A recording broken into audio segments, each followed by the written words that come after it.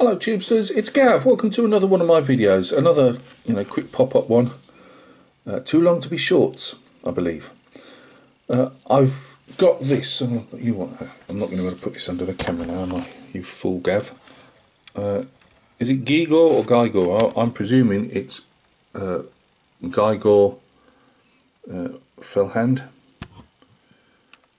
So this is, I'm replicating. I'm following this in a few of the ones online. Not how I'm interpreting the colours, but just I don't know enough, to know if I'm placing the painting the right areas where what they should be painted. So hopefully I'm getting it right. Work in progress. From what I've read, the Horus Heresy was more grey than blue. This is coming under these lights, I presume, a bit more blue than it actually is in real life.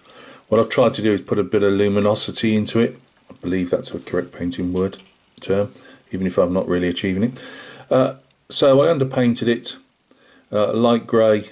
This is actually Vallejo acrylic. I normally undercoat in my usual AK lacquer.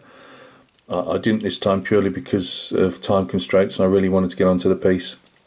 So it's had a couple of coats of that ghost grey acrylic latexy type stuff. It's not ideal really, but I just wanted to get on with the piece and try some things out.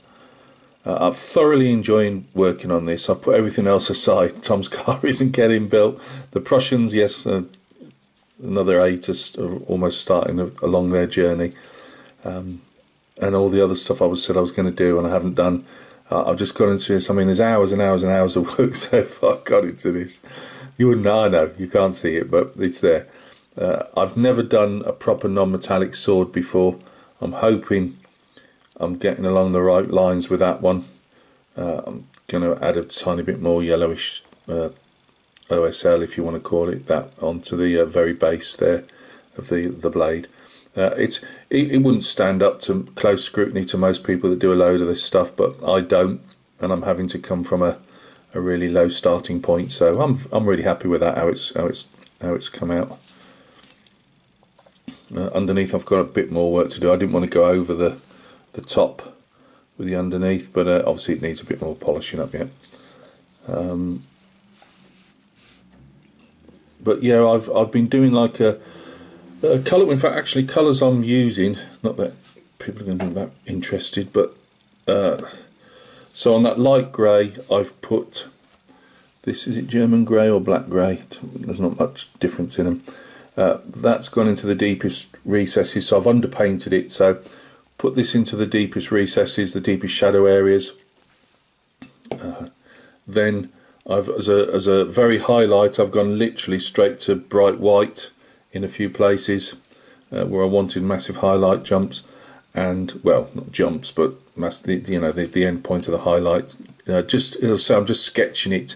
Whether you call it underpainting, sketching, it depends what you're actually going to use that name terminology for. And then I've got the light grey as a mid-tone going through it all. Then I've added to start glazing, more or less heavy glazes to begin with. This is you only want to put a tiny amount in this, obviously, but just to give it, I just wanted that blue tint that goes through it, and so that's been going on. I've been putting bits of ice yellow in and ice yellow highlights on that top white highlights that I mentioned, and I always find this colour really useful. You can make it up yourself. I just happen to have it, which is the black blue from the Air series, and I find that's great for making glazes to put shadow areas in. So yeah, I mean, obviously these parts haven't been done yet. Obviously I haven't done any brass work on that. It's just me finding my way around the brass. I haven't done the jewel in the middle there yet either. I've only just started work on this, so it needs finessing a bit more, some of the brass work, but yeah, it's all coming along. This the big pauldron that goes on the side, more or less covers all that up, and this one I've had to put more more work into the very outside, because it does show underneath. It's a smaller pauldron. You can't really see it, but it does glow quite well, nicely. When I say glow, it just has that luminosity to it, without any huge jumps. So yeah, very pleased. As I say, there's not. You can see, obviously, that's going to be his head. It's still not been touched, obviously. What do we have else? These are the pauldrons. That's the smaller version with the wolf's claw, paw in, if you want to call it that. I keep putting them on and off, just placing them on just to see where the shadows are and things. And then we've got the filtration. Is it the filtration system? This carries more of all the embellishments, wolf's tails and things like that. Wolf skull. And if you don't know, you watch me scratch on my work now, but yeah, this is going to be a disaster, isn't it? But absolutely thoroughly enjoying working on this piece, and that goes right up there like that, see? So I have to keep offering it up and seeing where shadows are, and then obviously when I eventually either paint this, I'll probably paint this on the figure, or I might have to do some of this back work here first, because I'm not going to get to it properly. I don't know yet, but then I'll stick it on and then work from there. But yeah, I'm so chuffed at how the sword's gone out for my first real attempt. Slightly darker. Don't think I'm going to push it much higher than that, because I wanted it slightly darker anyway, because I'm hopefully going to bring these up quite light. But no, really happy with that. And obviously the pelts and everything's got to still be done, and the scabbard and all that. So there's hours and hours have gone into this, so I know you can't really tell, but yeah, I'd hate to think how many hours has gone into this, because I'm doing mainly glazes on it, and it just takes time. It's more of a practice piece, to be fair. We've got his little, I call it, bolt gun. I keep calling them blasters, like from his Star Wars stuff, but I've got to do the chain on the top. If you stuck that on now, you'd have a devil's job trying to get into the areas under, either for his armour to paint or the gun itself. So I'll paint that more or less like this. Just keep offering it up to it fits really. I don't do much Games Workshop stuff, which is why I'm thinking of starting another channel and getting into it more, because I've been thoroughly enjoying it. But I always find their stuff tends to fit really decent. Here's my base I've made for it. There'll be a bit of snow and ice on this probably, as I can't remember the planet he's from now, but where there's a bit of a gap where I'm going to be sticking some moss and that in there, because at the moment, yeah, it could be, you could say it's a strata layer, but you can still see it's like two pieces stuck on really. So I'll be, but I'd also don't want to put moss all the way around it, because it'll look like a cake, with a cream in the middle. So I might have to fill some bits up, or I'll probably break up some. And all this is, by the way, this cork is just floor tile, cork floor tile you can get at your DIY shops.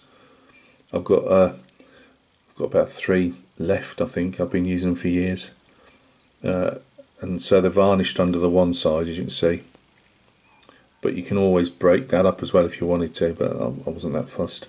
So it's more of a test piece to help me with my glazing and my non-metallics and stuff. I just thought it was a nice piece. It wasn't massively expensive. I prefer these than units, because I can go to town on them more. But yeah, I think Jewel was quite nice to do. It wasn't one of the teardrop ones, so you could only really put the main highlight at the very top. But I put obviously darker colours in to darken the jewel up. So yeah, really enjoyable. Just thought I'd flip that up. And also sometimes it's handy, which is one I wanted to do another channel is that I can just use it as a place just to stick my GW stuff up, and I can see if I'm improving, if that makes sense. It's like this now. When I look at this, I can see through the lens of the camera, and yes, it does sometimes darken stuff and lighten stuff, and I don't have any other lights other than my painting lamp and that, but yeah, really enjoying that. As I say, I can see this not getting finished till probably Monday or Tuesday, if probably even longer maybe. I've still got the face and everything. Well, probably, yeah, looking at it, probably end of the following week. But that's me. I'll just follow it when I've got my teeth into something. I just tend to follow it. But really, really enjoyable. So as I say, I like the fantasy side of Games Workshop, because I like it's just different from painting like too many uniform type of things. Like one-off figures, command figures, if you want to call them that, it's fine. Whereas a fantasy, like I said, I'd like to do a Gloomspite Gitz figures, and as I say, I'm just going to pluck GW figures out of the ether of the Games Workshop universe and paint them up. This is all still a work in progress under here. I just felt like going off. Sometimes I've been doing these in sections, by the way, you know, like one arm and one section, one part of a leg or whatever. But even then, you sometimes then can go back and say, oh well, that needs a bit more glazing on there, and that needs that there. So, but he's going to be one. Though the figure itself's not massive, but when you start adding all the pauldrons on, you know, I mean, that's not exactly in place, but you get what I'm saying. You know, it's going to be an impressive figure, and I thought I'd have him not running off the end there, because he's probably going to tip over on the base unless I put some type of counterbalance weight underneath it. But you know, have him somewhere just inside the base area there, as if he's about to leap off this crag. So yeah, thanks a lot for stopping by and taking a look. I know it won't mean a lot. The Space Wolf won't make a lot. Most of the guys out there that follow the channel probably don't really know what he is or what he does.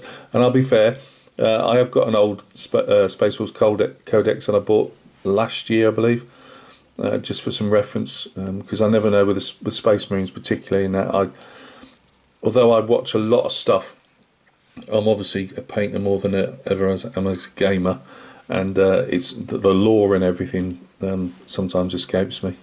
I will be going to buy one of them Gloomspite Gitz books as well, just so I can get into the lore of that, because getting into the lore, you get to understand the figures more than just it's a nice figure to paint, if that makes sense. I've put him here as well with, where will I turn around again, these brass holders for the tassels here. On the figure, on the box art, it shows them as white metal, so or silver, whatever you want to call them, so probably have to change that. Right, sorry to go on. I just thought it was a quiet house for 5 seconds. Wife's taking Archie to be clipped, so he's a walking sheep at the moment. So I've tried to put this slightly lighter as well, because he's out there in the, and I've got the sun hitting from that direction, if that makes sense. Hence the more luminosity down here and up there and whatever. You have to change things about. When the pauldrons go on, I'll have to change things about very slightly. But yeah, really enjoying it. So thanks a lot. I'll probably put another video up tomorrow, or at least make it. It might go up Sunday, I don't know. Just a bit of a ramble probably, and yeah, probably catch you on that one. But don't worry, as I say, when if I do set up a second channel, I'll do all the rambly bits about these type of figures on there. Nobody has to bother with it, and I'll just show a completed figure on obviously this channel here. But yeah, really enjoyed that. It was nice to see how things were coming together in your how to paint stuff that isn't obviously a normal, say, Napoleonic uniform or something. I say I wanted that slightly luminosity to it, if for want of a better word, in places. Yeah. Look after yourselves.